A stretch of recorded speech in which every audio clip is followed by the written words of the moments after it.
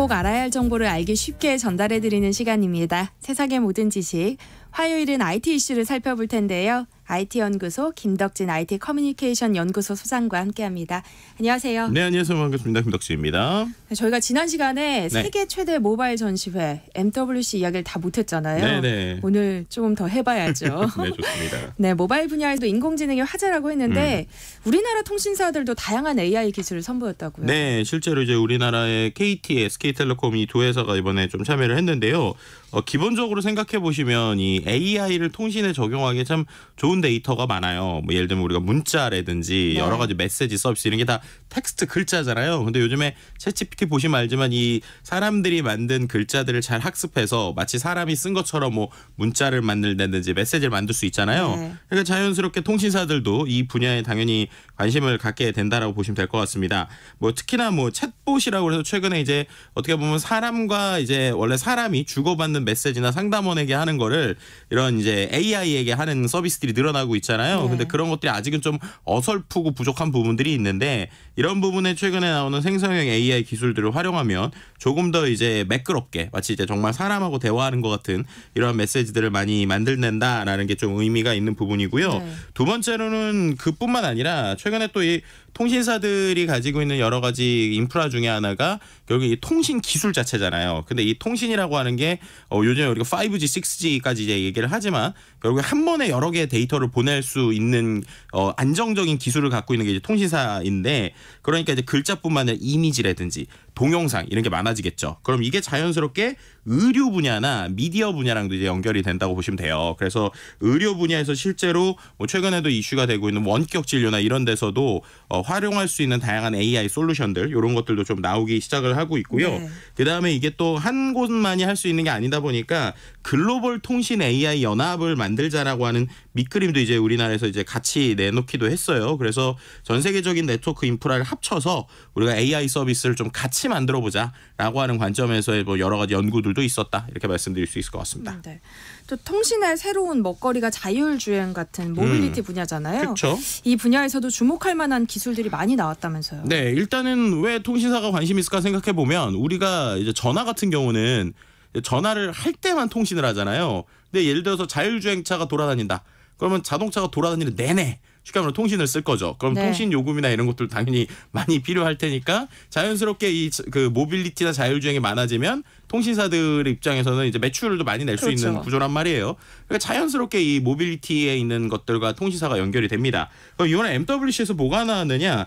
아마도 지난 CES 때도 보셨지만 이렇게 우리가 나르는 드론, 그러니까 아주 뭐 헬리콥터나 일반적인 모양 같은 뭐 이런 조그만한 드론이 아니라 사람 타는 사이즈의 드론에 대한 얘기를 좀 많이 드렸잖아요. 근데 이번에 MWC에서 뭐가 나왔느냐?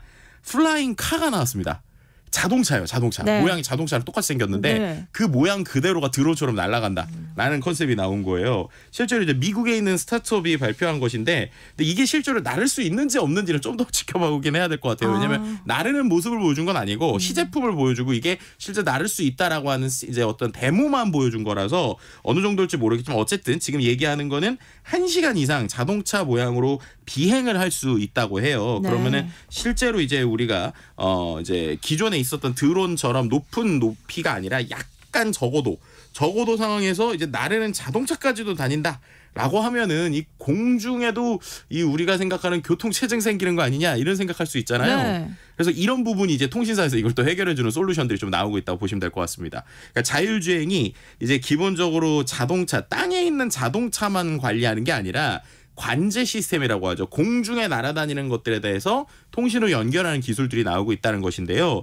말씀드렸던 이런 이제 정말 자동차 모양이 하늘에 높지 않은 하늘에서 이렇게 날아다니고 그 위에 드론이 날아다니고 그 위에는 또 헬기나 비행기가 날아다니는 이런 형태다. 그럼 그 안에서의 높이나 이런 거는 땅처럼 이제 평평한 게 아니니까 이게 3차원적으로 이제 관리를 해줘야 될 거잖아요. 네. 그런 것들을 이런 통신 기술을 통해서 공중에 보이지 않지만 신호 체계를 만들고 그리고 공중에서 이제 어떻게 보면은 어느 정도의 신호등과 같은 시스템 같은 이런 느낌들까지 만들어서 움직이는 그래서 하늘에서 날아다니는 택시들이 충돌하지 않게 하는 이런 운항 교통 서비스 역시도 이번에 이제 통신사들에서 좀 새로운 기술이나 이제 먹거리로 얘기했다라고 말씀드릴 수 있을 것 같습니다.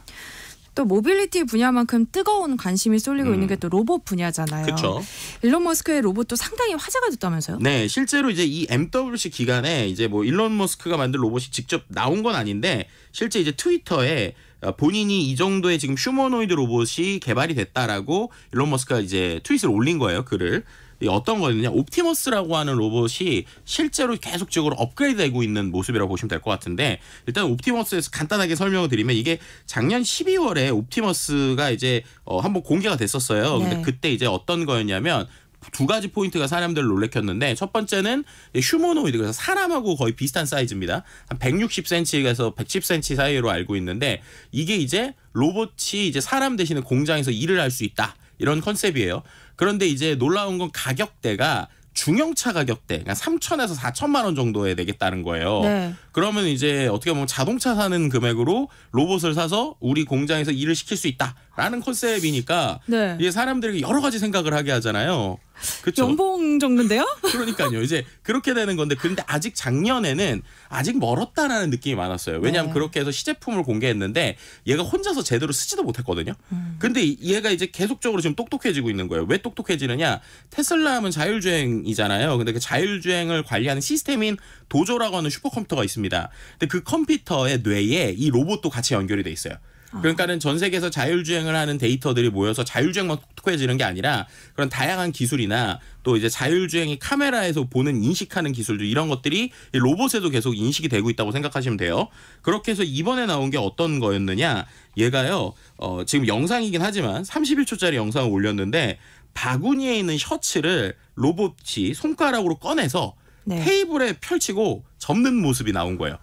네. 그러니까 어떻게 보면은 우리 사람들 특히나 이제 여성분들이나 집에서 또 일하시는 분들이 제일 고민하는 게 이 빨래가 되게 불편하고 귀찮잖아요. 빨래 개는 일이 제일 귀찮아요. 그렇죠.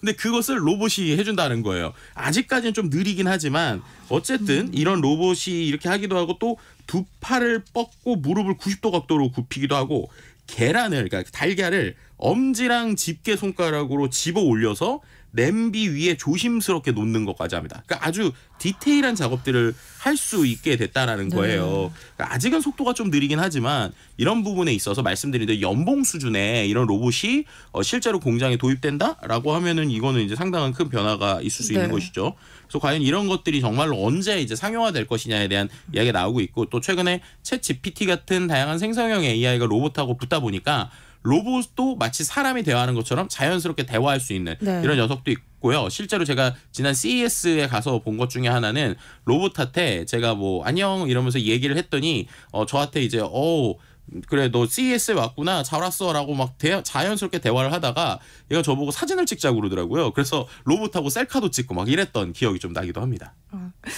이제 좀 화제를 바꿔봤으면 좋겠는데요. 일론 머스크가 오픈 AI의 CEO인 샘 올트먼에게 소송을 걸었다는 소식이 전해졌잖아요. 이거 왜 그런 거예요? 그러니까 이게 지금 우리가 로봇 얘기할 때도 또 일론 머스크네. 그런데 이 오픈 AI의 CEO인 샘 올트먼 얘기할 때도 또 일론 머스크를 얘기를 안 할 수가 없어요. 왜냐하면 실은 일론 머스크가요. 이 오픈 AI의 공동 창립자입니다. 그리고 공동 창립자이자 이번에 또 샘 올트먼에게 소송을 건 이유가 뭐였냐면 이렇게 얘기한 거예요. 샘 올트먼 오픈 AI CEO가 인류의 이익을 위한 AI를 개발한다라고 했던 사명을 저버렸다. 그러니까 이제 더 이상 인류의 이익을 위한 게 아니라 이거는 기업의 이득이고 이런 부분이 있기 때문에 이제 응징해야 된다. 그러면서 이제 내가 투자한 금액도 회수해라. 뭐 이런 식의 이야기로 소송을 걸었다라고 보시면 될 것 같습니다. 앞서 말씀해 주셨지만 사실 IT 분야에 관심 있는 분들은 뭐 일론 머스크가 챗 GPT를 만든 오픈 AI의 공동 창업자였다는 사실을 이미 알고 계실 것 같아요. 머스크가 어떤 내용으로 소송을 걸었나요? 일단 이 배경을 좀 설명을 드리려면 오픈 AI가 처음 나왔을 때 아까 말씀드린 대로 일론 머스크랑 이 샘 올트먼이 같이 공동으로 창업했던 목적이 뭐였냐면 AI가 특정 회사에게 종속돼서는 안 된다는 게 포인트였어요. 그때 이제 구글이 워낙 AI를 잘하고 있던 때였는데 그래서 모두에게나 열려있는 기술을 만들겠다라고 해서 원래 회사 이름도 오픈 AI거든요. 근데 그런 식으로 만들고 초반에 일론 머스크가 투자를 했고 또 이제 앞서서 이제 저희가 지난번에도 한번 얘기했고 이제 뉴스 보신 분들 알겠지만은 샘 알트먼이 잠깐 자기가 만든 오픈 AI에서 이제 쫓겨난 적이 있었잖아요. 그 쫓겨난 것을 주도한 게 일리아 수스케버라고 하는 아주 천재 과학자거든요. 근데 그 과학자가 원래 구글 출신이었는데 네. 이 구글 출신인 과학자를 이 일론 머스크가 오픈 AI로 데려왔습니다. 근데 어떻게 데려온 거냐면 데려올 때 그렇게 얘기한 거예요. 너가 특정 기업을 위해서는 더 이상 일하지 말고 전 세계의 어떤 AI의 어떤 평화나 AI를 잘 쓰는 쪽에 좀 연구를 하기 위해서 우리가 회사를 만드니까 거기에 와라. 이래서 온 거거든요. 네. 근데 그렇게 해서 이제 어떻게 보면은 일론 머스크 입장에서는 정말 우리가 대의를 위해서 만들었고 그리고 정말 핵심 개발자들도 내가 다 세팅을 해줬는데 얘네들을 데리고 너가 어떻게 보면은 이렇게 너의 사욕을 채우기 위한 거를 하는 거 아니냐라는 네. 얘기를 하는 것이고요. 특히나 이제 최근에 그 마이크로소프트가 이제 이 오픈 AI에 투자를 많이 하면서 그 부분에서 좀 갈림이 있어서 이미 일론 머스크는 이 손을 놨어요. 그래서 2018년 2월에 오픈 AI랑 결별을 했었고 그 이후에 2019년에 샘 알트먼이 이제 일종의 영리법인을 같이 만들면서 지금 챗GPT가 나온 거거든요. 네. 그러니까 어쨌든 일론 머스크 입장에서는 본인이 생각하는 그림이 깨졌기 때문에 내가 초기에 투자했던 비용들 다 뱉어내고 그 부분에 있어서 얘기해라. 뭐 이런 식의 이제 어떤 반응이라고 보시면 될 것 같습니다.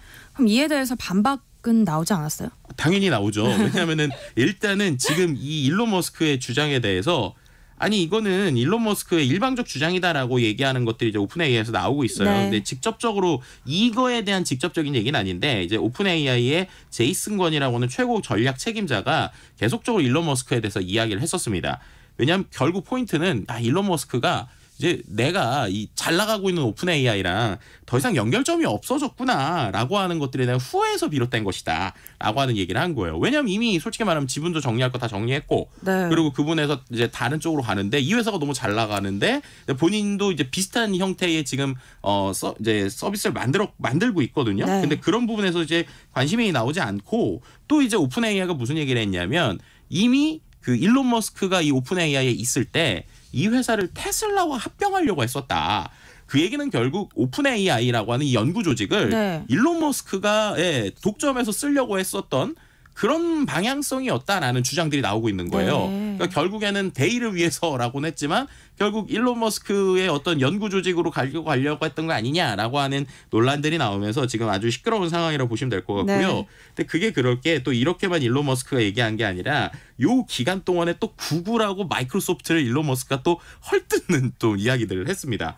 예를 들면은 구글의 이제 언어 모델인 제미나이가 최근에 거기서 나오는 그림들이 좀 문제가 생겨서 서비스가 조금 그림 그리는 쪽은 중단이 됐고 네. 또 이제 구글의 CEO가 사과하기도 했는데 그거에 대해서 또 상당히 이제 노평을 또 일론 머스크가 하기도 했고요. 마이크로소프트의 윈도우가 노트북에 업그레이드되면서 이제 거기에 들어가는 로그인을 무조건 MS 아이디를 가입을 시켜야지 이제 제대로 할 수 있거든요. 네. 그 부분에 있어서도 야 이거 결국엔 마이크로소프트 너네가 그 사람들 데이터 가져가려고 하는 거 아니냐라고 하는 식의 좀 주장들도 했었다. 이렇게 말씀드릴 수 있을 것 같습니다. 네. AI에 대한 관심이 높아지면서 딥페이크의 위험성도 또 대두되고 있잖아요. 네.